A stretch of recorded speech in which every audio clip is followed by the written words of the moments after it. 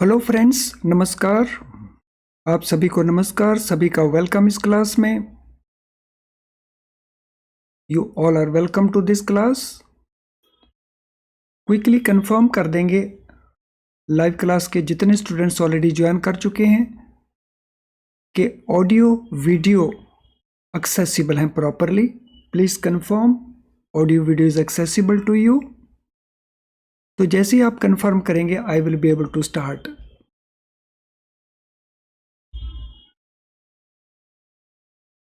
इस लेसन के अंदर हम डिस्कस करेंगे बीएफएम में module C chapter 17 liquidity risk management को लेकर के। लिक्विडिटी रिस्क मैनेजमेंट, इसमें हम कॉन्सेप्ट और उसके साथ रिलेटेड जो क्वेश्चंस हैं दोनों को डिस्कस करेंगे। तो पहले हम बात करते हैं कॉन्सेप्ट की।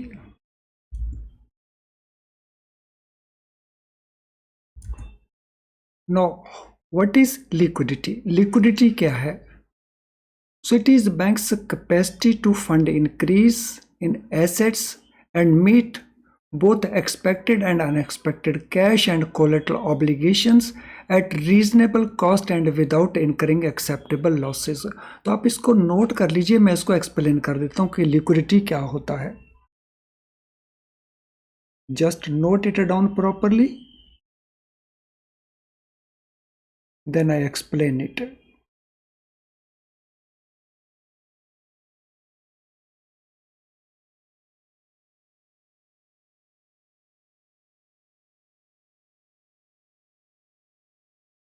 So I explain it. So bank को कैश चाहिए। किस पर्पस के लिए चाहिए? 1 to create assets. Create asset जैसे लोन्स, इन्वेस्टमेंट्स। और दूसरा कैश चाहिए टू रिटर्न द डिपॉजिट्स। जो डिपॉजिट का रिटर्न है तो that could be of two type. एक है एक्सपेक्टेड विड्रॉल्स और दूसरी है अनएक्सपेक्टेड, सडनली कस्टमर्स का एफडी को कैंसिल कर देना। तो एक है एक्सपेक्टेड, एक है अनएक्सपेक्टेड। तो ये कैश भी बैंक को चाहिए, इसकी availability at a reasonable cost. तो इसकी कॉस्ट अनरीजनेबल नहीं होनी चाहिए। सो अगर कॉस्ट अनरीजनेबल है तो वो एक्सेप्टेबल होनी चाहिए, अनएक्सेप्टेबल नहीं होनी चाहिए। तो इस सिचुएशन को हम कहते हैं लिक्विडिटी। सो लिक्विडिटी किस चीज को रिप्रेजेंट करती है? बैंक की कैपेसिटी को, तो जिसमें वो एसेट्स की इंक्रीज को फंड कर सके या जो लाइबिलिटीज हैं उसमें जो विड्रॉल्स हैं उनको मीट कर सके, that too at a reasonable cost and without incurring unacceptable losses. तो उसको हम कहते हैं liquidity. So I hope liquidity का ये कॉन्सेप्ट अब हमें क्लियर होगा। What is liquidity risk? अब ये हमारा दूसरा पॉइंट आ गया। लिक्विडिटी रिस्क क्या है? इन एबिलिटी ऑफ द बैंक। तो यहां पे कैपेसिटी की बात हम करते हैं और यहां पे हम इन एबिलिटी की बात करते हैं। ऐसा पॉसिबल हो सकता है कि बैंक में not be able to do this. Inability of a bank to meet such obligations. So obligations कौन कौन सी हैं? एक एसेट को इंक्रीज करना और दूसरी लायबिलिटीज को पे करना। और साथ में ये भी ध्यान रखना कि बैंक की जो फाइनेंशियल कंडीशन है वो एडवर्सली इफेक्ट ना हो। It should not be adversely affected. तो that is liquidity risk. Liquidity crisis even at a single institution can have systematic implication. अगर एक सिंगल बैंक में लिक्विडिटी का क्राइसिस अराइज हुआ तो उसका इंपैक्ट पूरे सिस्टम में हो सकता है। सो लेट अस से एक पर्टिकुलर कंट्री के अंदर बैंक ए लिक्विडिटी क्राइसिस को फेस कर रहा है। तो ये लिक्विडिटी क्राइसिस को जो रिस्क है वो केवल बैंक ए को नहीं है। Bank A it is related to, it is doing transactions with other banks also. तो उसके कारण जो पूरा सिस्टम है, तो उस पूरे सिस्टम को इसकी इम्प्लीकेशंस हो सकती हैं। So liquidity crisis even at a single institution can have systemic implications, यानी पूरे सिस्टम के ऊपर उसकी इम्प्लीकेशंस हैं। Liquidity envisages having enough cash funds to meet current needs and liquidity risk is the current and prospective risk। तो liquidity क्या है? वो है हमारे पास एनफ फंड्स होने चाहिए, हम अपनी करंट नीड्स को मीट कर सकें। और ये करंट नीड्स क्या है? लोन्स को, इन्वेस्टमेंट्स को इंक्रीज करना और जो डिपॉजिट्स का विड्रॉल है उसको पे कर पाना। और लिक्विडिटी रिस्क क्या है?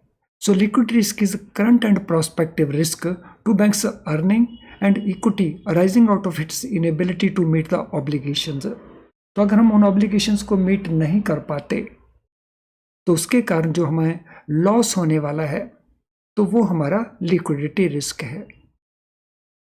यानी लिक्विडिटी को और लिक्विडिटी रिस्क दोनों को हमें अलग अलग रखना होगा। Bank should have an adequate liquidity risk management process commensurate with its size, complexity, liquidity risk profile, as one size does not fit all। अब अगला क्वेश्चन ये आता है कि लिक्विडिटी रिस्क मैनेज करने के लिए तो बैंक के पास एक प्रॉपर प्रोसेस होना चाहिए। और ये प्रॉपर प्रोसेस किसके बेसिस के ऊपर होगा? बैंक का साइज कितना है, उसकी जो ऑपरेशंस है उनकी कॉम्प्लेक्सिटी कैसी है, और उसका लिक्विडिटी रिस्क प्रोफाइल कैसा है। Because one size will not fit all, यानी सभी बैंकों के लिए एक जैसा प्रोसेस, एक जैसी पॉलिसी काम नहीं करेगी। Although there can be standards, benchmarks हो सकते हैं, but then one size will not fit all, means एक ही स्ट्रेटेजी सभी के लिए हेल्पफुल नहीं होगी। Liquidity issues arise due to mismatches in the timing of inflows and outflows। So जो liquidity के issues हैं, liquidity की जो problem है वो कब arise होते हैं? जब mismatch होते हैं timing of inflows के and outflows के। So for example, अगर inflow होने हैं 10 करोड़ के और ये inflow होने 2 months के बाद, outflow होने हैं 5 करोड़ के और ये आउटफ्लो होने हैं 1 मंथ के बाद। तो outflow means withdrawal of deposit by the customers, inflow means recoveries in the loans etcetera. तो इसमें मिसमैच है। तो 10 करोड़ 2 मंथ्स के बाद एक फ्लो है, ये आउटफ्लो है, और 5 है ये इनफ्लो है और ये आउटफ्लो है। तो इसमें मिसमैच जो बनते हैं, तो इस मिसमैच के कारण लिक्विडिटी इश्यूज अराइज होते हैं। तो लिक्विडिटी इश्यूज क्यों अराइज होते हैं? Because of the mismatch. Mismatch किस में? टाइमिंग में। So 2 months 1 month। Liabilities are source of funds, so they are inflows. So जब लाइबिलिटीज क्रिएट की जाएंगी या लोन्स की रिकवरी की जाएगी, सो वो इनफ्लोज हैं। तो आउटफ्लोज में क्या आएगा? आउटफ्लोज में हम जब लोन देंगे तो वो आउटफ्लो है, या डिपॉजिट को रिटर्न करेंगे वो भी आउटफ्लो है।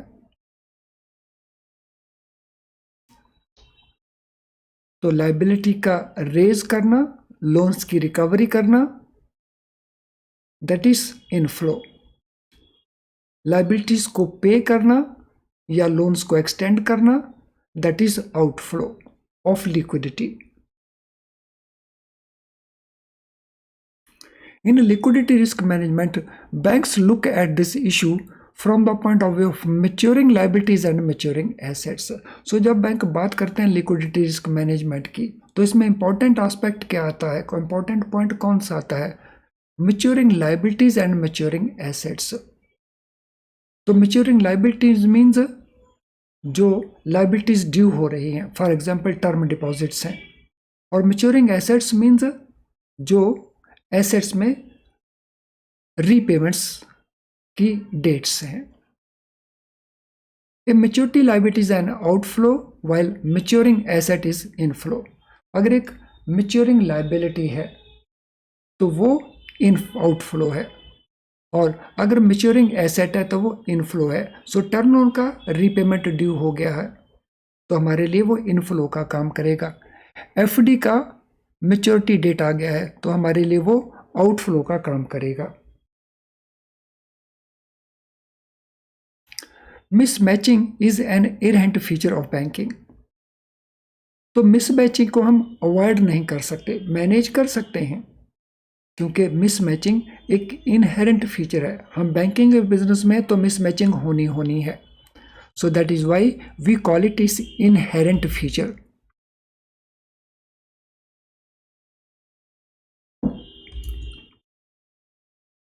आई think everything is clear so far. Liquidity क्या है, लिक्विडिटी रिस्क क्या है, इनफ्लोज क्या है, आउटफ्लोज क्या है. If everything is clear so far, quickly smiling icon को पोस्ट कर देंगे.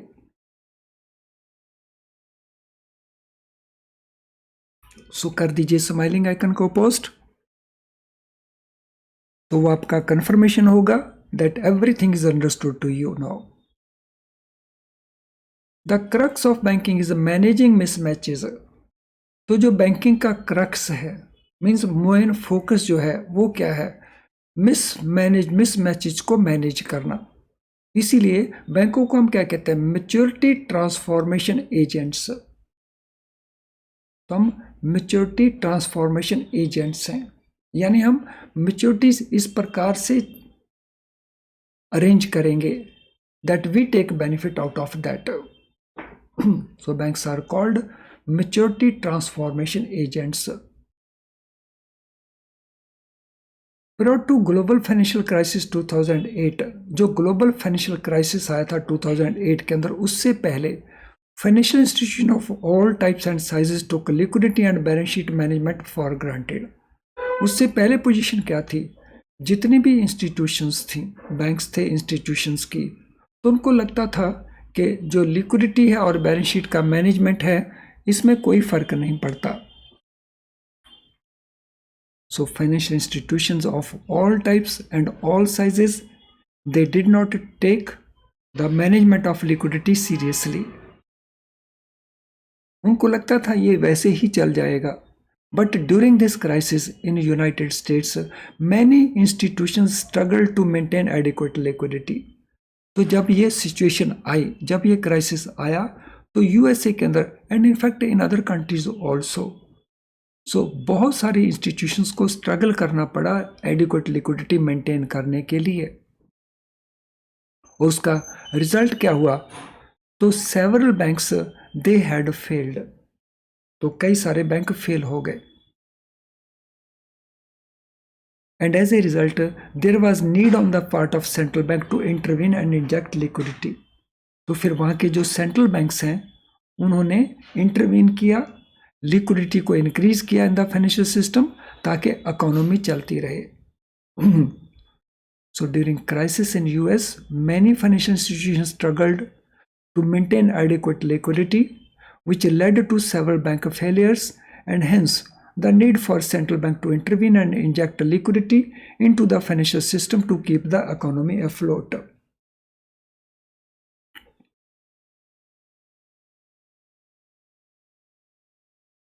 Liquidity risk is the most dangerous and fatal risk when compared with other risks faced by the bank.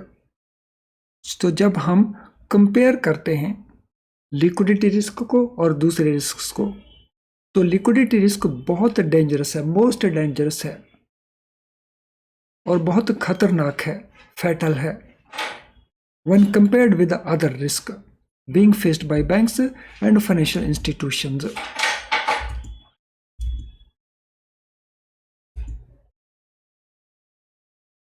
Mechanism of credit derivatives. तो credit derivatives का जो mechanism है वो क्या रहता है?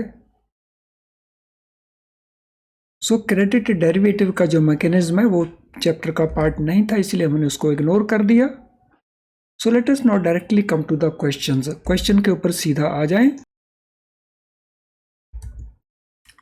First question is what is liquidity? ये हमारे ऑप्शन आंसर्स हैं। It is inability of a bank to meet its obligations. It is bank's capacity to fund increase in assets and meet obligations. It is mismatching of inflows and outflows. It is risk to bank's earning and equity arising out of its inability to meet the obligations. तो इनमें कौन सा option आपको लगता है कि liquidity को define कर रहा है? Question number 1. What is the answer to question number 1?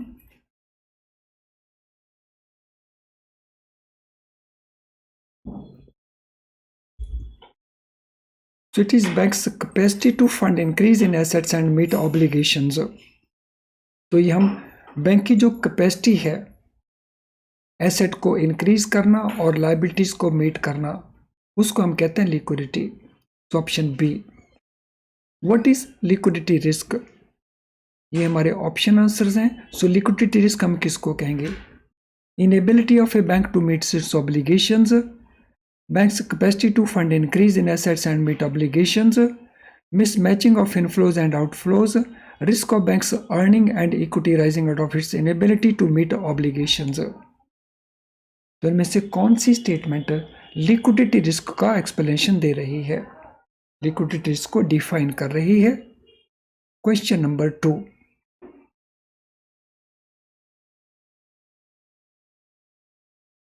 For question number 2, the answer is D. तो लिक्विडिटी रिस्क क्या है? It is the risk to a bank's earning and equity arising because of its inability to meet the obligation. So instead of option A, the answer should be option D. तो इसको हम correct कर देते हैं, तो it should be option D. Next question. What are systemic implications of liquidity crisis? Liquidity crisis की systemic implications क्या हैं? It affects only the institution facing the crisis. It affects the financial condition of the bank. It affects only the liquidity risk profile of the bank. या its implications are beyond affected institution. तो इनमें से कौन सा option आपको लगता है कि that is A correct? Systemic implication liquidity crisis, इसका मीनिंग क्या है? जो इसकी लिक्विडिटी क्राइसिस की इम्प्लीकेशंस हैं वो पूरे सिस्टम के लिए होंगी, नॉट ओनली दैट इंस्टीट्यूशन जो अफेक्ट हुई है। तो इसकी जो इम्प्लीकेशंस हैं, हमारा आंसर बनेगा D, beyond affected institutions. What is difference between liquidity and liquidity risk? तो ये दो टर्म्स को कई बार हम कंफ्यूज कर सकते हैं, इंटरचेंज कर सकते हैं। तो देखें कौन सी ऑप्शन आपको लगता है करेक्ट वन है। Liquidity is mismatching of inflows and outflows, while liquidity risk is the inability of a bank to meet its obligations. Liquidity is the risk to a bank's earning and equity arising out of inability to meet obligations, while liquidity risk is a bank's capacity to fund increase in assets and meet obligations. Liquidity is the ability of a bank to meet obligations, and liquidity risk is current and prospective risk to bank's earning and equity arising out of inability to meet the obligations. Liquidity is the current and prospective risk to bank's earning and equity arising out of its inability to meet obligations, while liquidity risk is the ability of a bank to fund increase in assets and meet obligations. तो कौन सा option आपको लगता है कि वो most appropriate one है? Features को रिकॉल कर लीजिए। लिक्विडिटी के फीचर्स क्या थे? लिक्विडिटी रिस्क के फीचर्स क्या थे, and we will come to know what is the difference. So difference of point here is the C. Liquidity क्या है? Ability of a bank to meet its obligations. And liquidity risk क्या है? इसकी जो current या prospective risk है ये bank की अर्निंग को और इक्विटी को, और ये कब राइज होगा? जब बैंक अपनी ऑब्लिगेशंस को मीट नहीं कर पाएगा. सो फ्रेंड्स, जिन जिन स्टूडेंट्स का लाइक डिसलाइक अभी तक नहीं हुआ है वो क्विकली लाइक डिसलाइक को कंप्लीट कर देंगे.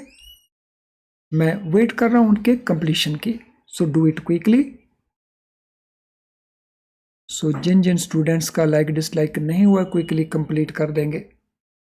अगर आप रिकॉर्डेड वर्जन को देख रहे हैं तो मेरा रिक्वेस्ट है आपसे भी कि लाइक या डिसलाइक दोनों में से किसी एक बटन को ज़रूर पुश करें, बिकॉज आपके ज़्यादा से ज़्यादा लाइक देखने के बाद बहुत सारे और स्टूडेंट्स हैं जो उस वीडियो लेसन को देखना पसंद करते हैं to take benefit of the video. और मीनवाइल एक बार फिर से मैं बताना चाहूँगा, अगर आप प्रेपरेशन के दौरान केस स्टडीज़ की ओर ध्यान नहीं दे रहे हैं then you are missing something very important of your preparation. Case studies के बहुत क्वेश्चंस पूछे जाते हैं और काफ़ी बड़ा वेटेज रहता है केस स्टडीज़ का. सो एक ही क्वेश्चन के ऊपर बेस्ड, एक इशू को ऊपर लेकर के वो कई सारे क्वेश्चन सेट कर देता है. तो केस स्टडीज आपको वीडियो लेसन्स मिल जाएंगे ऐप के अंदर. तो केस स्टडीज जितनी ज़्यादा करेंगे उतनी आपकी कॉन्सेप्ट की क्लैरिटी इंप्रूव होगी.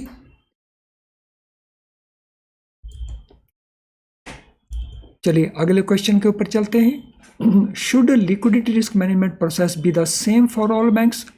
क्या लिक्विडिटी रिस्क मैनेजमेंट जो प्रोसीजर है, प्रोसेस है, सभी बैंकों के एक लिए एक जैसा होना चाहिए? Yes, because all banks face the same risk. No, because one size does not fit all. Yes, because banks are called maturity transformation agents. Yeah, no, because all banks have the same size and complexity.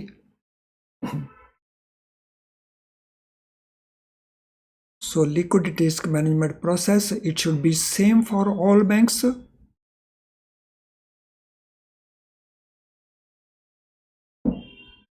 No, it should not be same because one size does not fit all.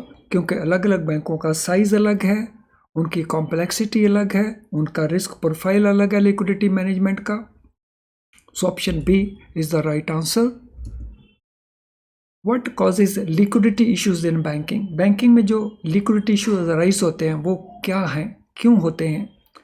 Maturity transformation से, mismatching of inflows and outflows से, central bank intervention से, या balance sheet management से. So what causes liquidity issues in banking? So banking में जो liquidity issues हैं वो क्यों कॉज होते हैं, क्यों अराइज होते हैं?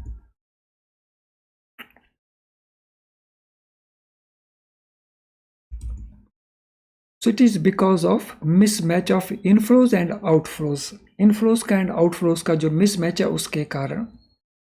विच are sources of funds in banking? Banking में सोर्सेज ऑफ फंड्स में क्या आता है? लाइबिलिटीज, एसेट्स, इक्विटी या deposits? Sources of funds in banking.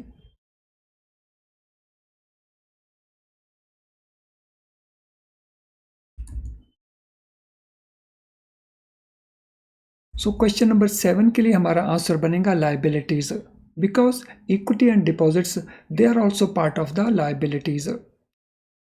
What is crux of banking? Banking का क्रक्स क्या है?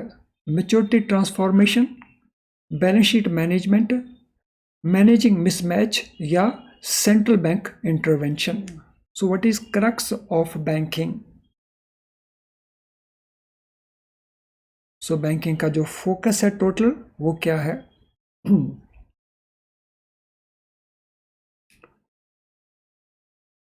सो बैंकों को हम कहते हैं मैच्योरिटी ट्रांसफॉर्मेशन एजेंट्स. लेकिन यहां पे हमने बताना है कि बैंकिंग का क्रक्स क्या है. तो बैंकिंग का क्रक्स जो है वो है मिसमैचेस को मैनेज करना. तो लिक्विडिटी के जो इनफ्लोज से आउटफ्लोज के जो मिसमैचेस हैं उनको मैनेज करना. Why did central bank intervene during 2008 financial crisis? So 2008 का जो ग्लोबल फाइनेंशियल क्राइसिस था उसमें सेंट्रल बैंक इंटरवीन किए।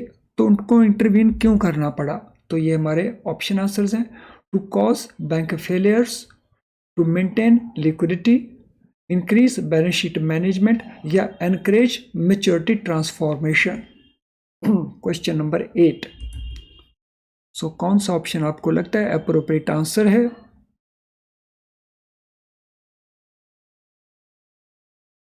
तो क्वेश्चन नंबर 9 के लिए आंसर बनता है टू मेंटेन लिक्विडिटी, लिक्विडिटी को ऑगमेंट करने के लिए और मेंटेन करने के लिए। Which risk is most dangerous and fatal for banks? बैंकों के लिए कौन सा रिस्क है जो सबसे ज्यादा डेंजरस है और घातक है? Credit risk, market risk, operational risk या liquidity risk? Which is the most fatal one, dangerous one? So it is the liquidity risk. No, issues that need to be kept in view for managing liquidity. Liquidity को अगर manage करना है तो कौन कौन से वो इश्यूज हैं जिनको ध्यान में रखना पड़ता है? The extent of operational liquidity, reserve liquidity and contingency liquidity which is required. तो ये पहला पॉइंट है कि ऑपरेशनल लिक्विडिटी कितनी रखनी पड़ेगी, रिजर्व लिक्विडिटी कितनी रखनी पड़ेगी और कंटिंजेंसी लिक्विडिटी कितनी रिक्वायर्ड है। यानी लिक्विडिटी को सेग्रीगेट कर लिया है 3 पार्ट्स के अंदर करना होगा। सो एक है ऑपरेशनल लिक्विडिटी, दूसरी है रिजर्व लिक्विडिटी और तीसरी है कंटिंजेंसी लिक्विडिटी।